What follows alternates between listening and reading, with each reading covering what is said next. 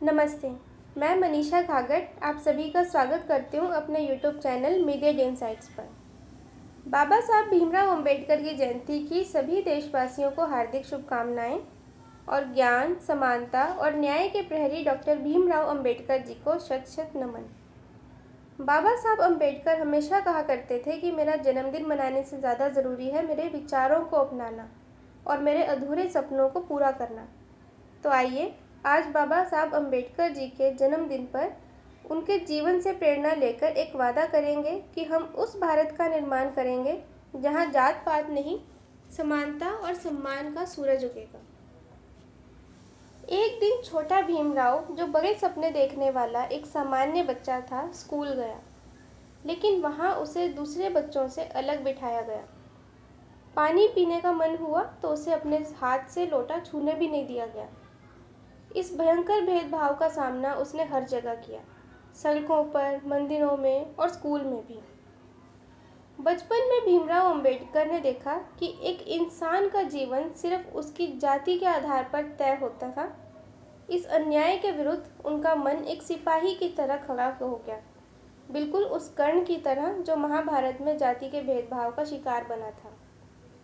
कर्ण की जीवन गाथा पर आधारित महाकाव्य रश्मि रथी में श्री रामधारी सिंह दिनकर जी ने लिखा है, जाति हाय री जाति, कर्ण का हृदय शोभ से डोला, कुपित सूर्य की ओर देख वह वीर क्रोध से बोला, जाति जाति रटते जिनकी पूंजी केवल पाखंड, मैं क्या जानूं जाति, जाति है ये मेरे भुजदंड। जैसे कर्ण ने अपनी भुजाओं की शक्ति से अपनी पहचान बनाई, वैसे ही अंबेडकर जी ने शिक्षा को अपना अस्त्र बनाया और समाज के हर उस इंसान के लिए लड़ने का संकल्प लिया जो जाति के आधार पर दबाया जा रहा था।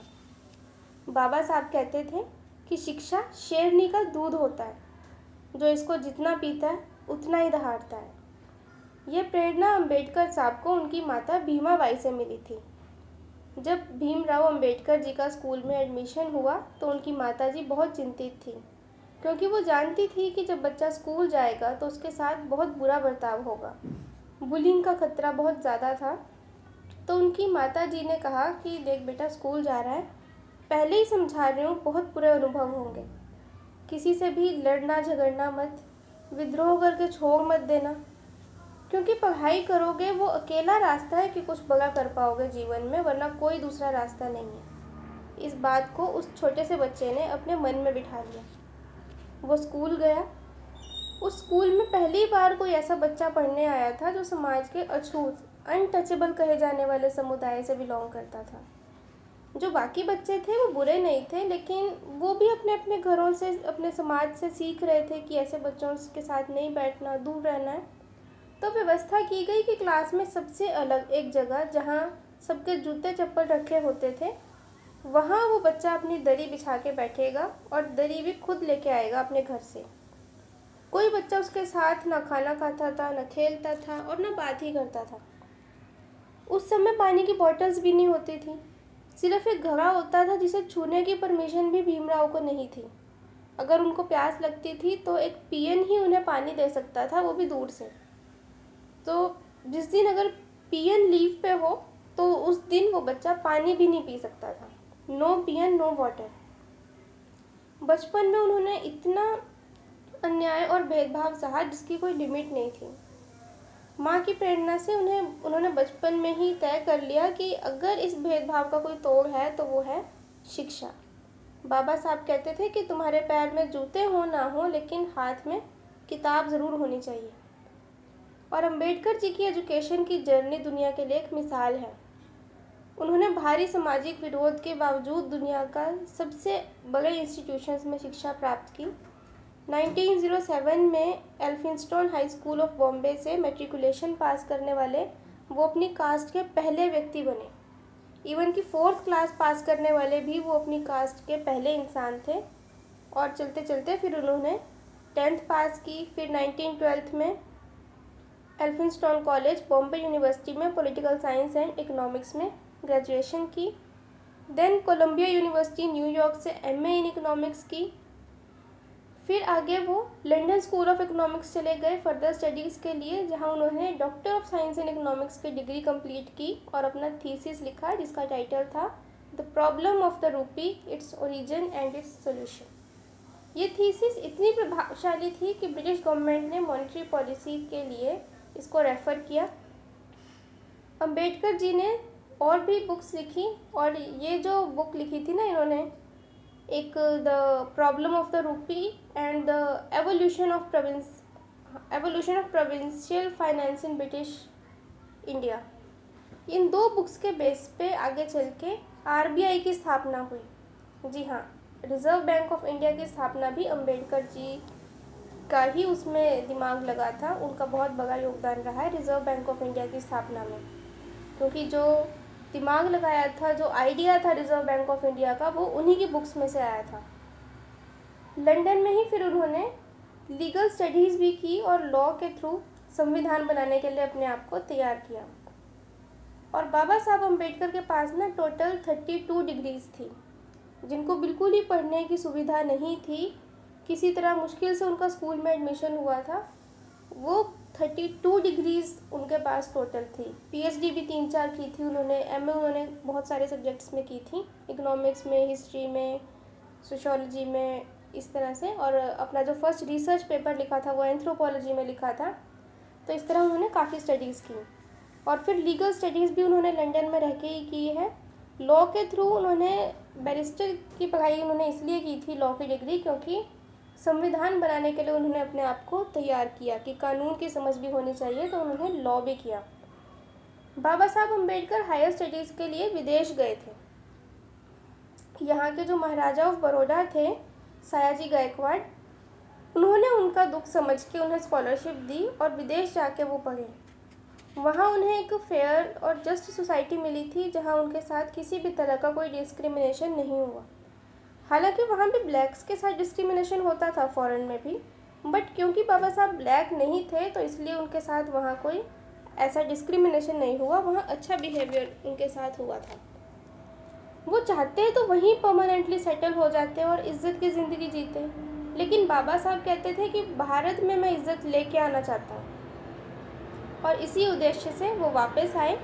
और सबसे पहले महाराजा ऑफ बड़ौदा सयाजी गायकवाड़, जिन्होंने उन्हें स्कॉलरशिप दी थी पढ़ने के लिए, उनके प्रति अपना आभार प्रकट किया। फिर वहीं उनको मिलिट्री सेक्रेटरी की नौकरी दे दी गई, लेकिन यहाँ भी छुआछूत ने उनका पीछा नहीं छोड़ा।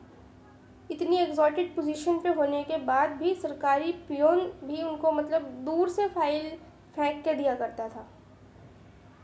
और जब बाबा साहब अम्बेडकर इंडिया वापस आए थे ना, तो उनके पास रहने के लिए भी कोई जगह नहीं थी। उन्हें पता था कि हिंदू धर्मशालाओं में तो कहीं रहने कोई देगा ही नहीं, इसलिए उन्होंने एक पारसी धर्मशाला में शरण ली। लेकिन जब पता चला कि बाबा साहब एक हिंदू हैं और सो कॉल्ड अनटचेबल कम्युनिटी से बिलोंग करते हैं, तो उन्होंने भी विरोध किया और वहाँ से निकाल दिया। उन्होंने ये ऐसा इसलिए सोचा था कि मतलब दूसरे धर्मों में तो वर्ण व्यवस्था नहीं होती, इसलिए उन्होंने सोचा कि पारसी धर्म में धर्मशाला में शरण ले लेते हैं, लेकिन वहाँ भी अनटचेबल थे तो इसलिए निकाल दिया गया। उसके बाद फिर बाबा साहब ने ना अपने एक ईसाई दोस्त से मदद मांगी, तो उसने कहा, अब वो पढ़ा लिखा था, ईसाई था, क्रिश्चियन था, वो तो लिबरल माइंडेड था। उसने कहा कि देखो मुझे तो कोई प्रॉब्लम नहीं है, लेकिन मेरी पत्नी इस बात से नाराज़ हो जाएगी, सब काम करने वाले भी छोड़ कर चले जाएंगे, क्योंकि एक समय हम भी हिंदू ही थे और आज भी हमारे घर में वही सब परंपराएं फॉलो हो रही हैं, तो इसलिए उनके पास भी नहीं जा पाए। फिर ऐसे ही एक बार मुस्लिम समाज से भी उन्हें विरोध का सामना करना पड़ा था। इस पर बाबा साहब भीमराव अम्बेडकर जी ने ना अपनी बायोग्राफी में लिखा है कि बेशक सब धर्म जो मतलब ये दावा करते हो कि हमारे मजहब में कोई ऊंच नीच नहीं है, लेकिन जो हिंदू के लिए अछूत है वो पारसी के लिए भी अछूत है, वो ईसाई के लिए भी अछूत है और वो मुसलमान के लिए भी अछूत है।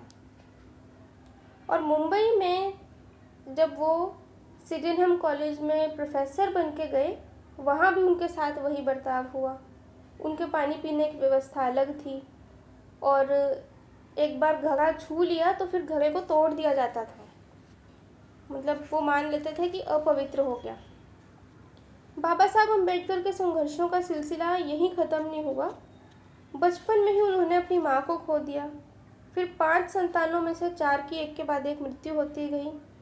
क्योंकि इलाज की सुविधा नहीं थी, वैद्य भी इलाज करने से मना कर देते थे। फिर उनकी पत्नी रमाबाई भी जल्दी ही चल बसी। परिवार में इतनी क्षति होने पर कोई भी इंसान टूट जाता, लेकिन बाबा साहब फिर भी यही सोचा करते थे कि मेरे परिवार की मृत्यु तो फिर भी एक दैहिक रोग से हुई है, पर ये समाज जिस मानसिक रोग से ग्रस्त है उसका इलाज ज़्यादा ज़रूरी है। और ज़िंदगी भर उन्होंने वो किया। तो बाबा साहब अम्बेडकर मतलब ये सोचते थे कि ये हमारी सोसाइटी में जो प्रॉब्लम्स चल रही हैं उसका इलाज करना अभी ज़्यादा ज़रूरी है। उन्होंने अपनी फैमिली की प्रॉब्लम से भी हार नहीं मानी और देश के लिए लड़ते रहे। भारत का संविधान बनाने के लिए जिस ड्राफ्टिंग कमेटी का गठन किया गया था, बाबा साहब उसके चेयरमैन थे। वैसे तो उस कमेटी में टोटल 7 मेंबर्स थे, लेकिन सबसे इम्पोर्टेंट रोल बाबा साहब ने ही प्ले किया। बाबा साहब ने फंडामेंटल राइट्स यानी मूल अधिकारों की मांग की, जिससे हर नागरिक को डिग्निटी और प्रोटेक्शन मिल सके। सबसे पहले उन्होंने फंडामेंटल राइट्स में समानता के अधिकार को शामिल किया। आर्टिकल 14 से 16 तक equality before law, prohibition of discrimination, equal opportunity in public employment, ये सब उनके विजन के ही प्रतीक हैं। उन्होंने छुआछूत को ख़त्म करने के लिए आर्टिकल 17 ड्राफ्ट किया, जिसके तहत अनटचेबिलिटी को एक पनिशेबल क्राइम घोषित कराया। और ठीक है, तो इससे मतलब कि अगर कोई भी छुआछूत करेगा तो किसी भी फॉर्म में अगर कोई किसी को अनटचेबल समझेगा तो वो एक पनिशेबल क्राइम समझा जाएगा। ये उन्होंने बिल पास करवा दिया। लेकिन क्योंकि दलित समाज और महिलाएं जो थी ना, वो कई पीढ़ियों से भेदभाव झेलते झेलते बहुत ज़्यादा ही पिछड़ गए थे, तो उनके वो मेन स्ट्रीम का हिस्सा बनाने के लिए बाबा साहब का main focus minorities, SC/ST categories और वुमेन को स्पेशल प्रोटेक्शन दिलाने पे था। इसीलिए सामाजिक न्याय दिलाने के दृष्टिकोण से उन्होंने शेड्यूल्ड कास्ट और ट्राइब्स के लिए एजुकेशनल, सोशल और पॉलिटिकल रिजर्वेशन का प्रबंध कराया। अंबेडकर जी के लिए महिलाओं का सम्मान और उनका विकास सबसे महत्वपूर्ण था। उन्होंने हिंदू कोड बिल के माध्यम से महिलाओं को property rights, divorce rights and equal status दिलाने की कोशिश की। बाबा साहब अम्बेडकर के संविधान निर्माण में मोस्ट इम्पॉर्टेंट रोल प्ले करने के कारण ही उन्हें संविधान का निर्माता, आर्किटेक्ट ऑफ इंडियन कॉन्स्टिट्यूशन भी कहा जाता है। लेकिन बाबा साहब ने सिर्फ संविधान ही नहीं लिखा, बल्कि हर उस व्यक्ति की तकदीर लिख दी जिसे कभी इंसान के रूप में नहीं देखा गया। डॉक्टर भीमराव अंबेडकर ने वंचित वर्ग को उनके अधिकार दिलाने के लिए अपने जीवन के संघर्षों के रूप में कड़ी तपस्या की।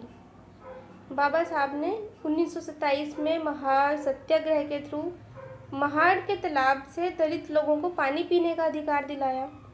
इसी वर्ष उन्होंने जाति प्रथा के पक्ष में लिखी गई किताब जो थी ना, मनुस्मृति, उसका भी दहन किया, क्योंकि उनका मानना था कि धर्म वही सही है जो इंसानियत सिखाए, और यदि धर्म में ऐसी परंपराएं प्रिवेलेंट हैं जो मानव धर्म के खिलाफ हैं, तो उन्हें तोड़ देना, उनको तोड़ के आगे बढ़ने से ही एक सुंदर समाज का विकास हो सकता है।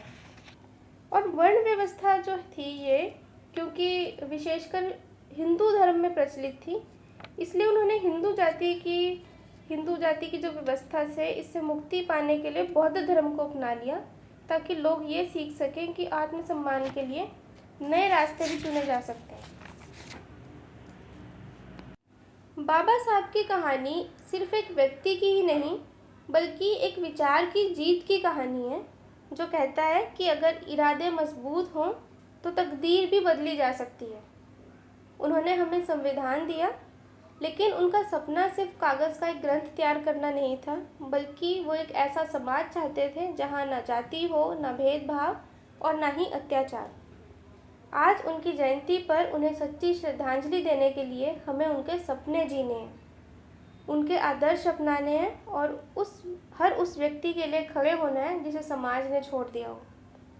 बाबा साहब अमर रहें, उनके विचार अमर रहें और उनका संविधान हम सबका मार्गदर्शक बना रहे। इसी विचार के साथ मैं आपसे विदा लेती हूँ। आशा करती हूँ कि आपको वीडियो पसंद आई होगी, तो लाइक बटन ज़रूर प्रेस करें, कमेंट सेक्शन में अपने व्यूज़ शेयर करें एंड चैनल को प्लीज़ सब्सक्राइब कर लीजिए। बहुत बहुत धन्यवाद। Thank you so much. Bye bye. जय हिंद।